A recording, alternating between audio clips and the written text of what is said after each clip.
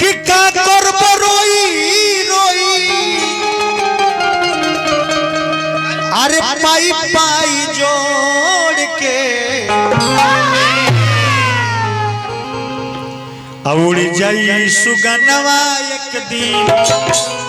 पिजरवा के छोड़ के उड़ जाई सुगनवा एक दिन पिजरवा के छोड़ के उड़ जाई सुगनवा एक दिन पिजरवा के छोड़ के उड़ जाई सुगनवा एक दिन पिजरवा के छोड़ के का करब रोई रोई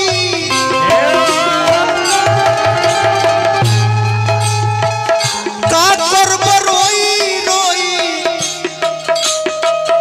पाई पाई जोड़ के का करब रोई रोई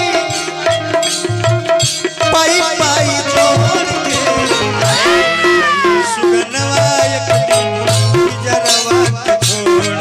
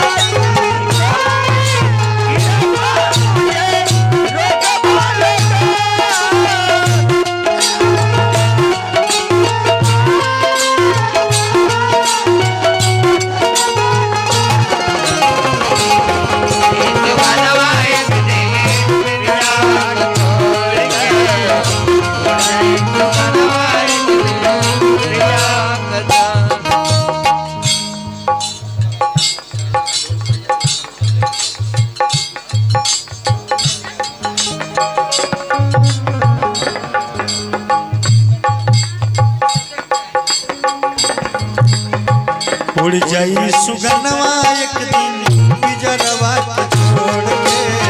उड़ जाई सुगनवा एक दिन पिजरवा के छोड़।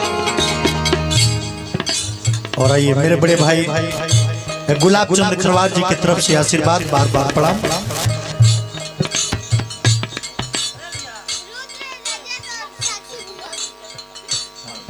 एक धीरे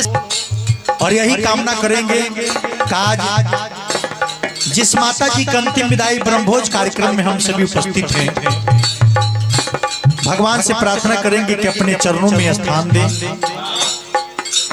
और आगे माता जी इस परिवार को छोड़ करके गई और पीछे से इस पूरे परिवार में बढ़ंती हो, आगे बढ़े पूरा परिवार, यही कामना। हाँ हाँ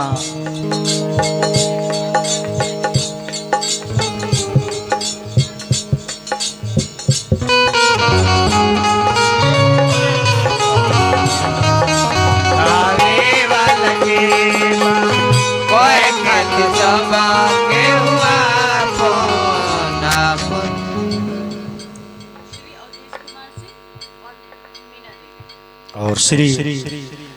अवधेश कुमार सिंह जी बड़े भैया गार्जियन और धर्मपत्नी श्रीमती मीना देवी जी, दोनों लोगों की तरफ से हजारों हजारों आशीर्वाद बार बार प्रणाम और भगवान से प्रार्थना कि भगवान की विशेष कृपा पूरे परिवार के अंदर बनी रहे, यही कामना।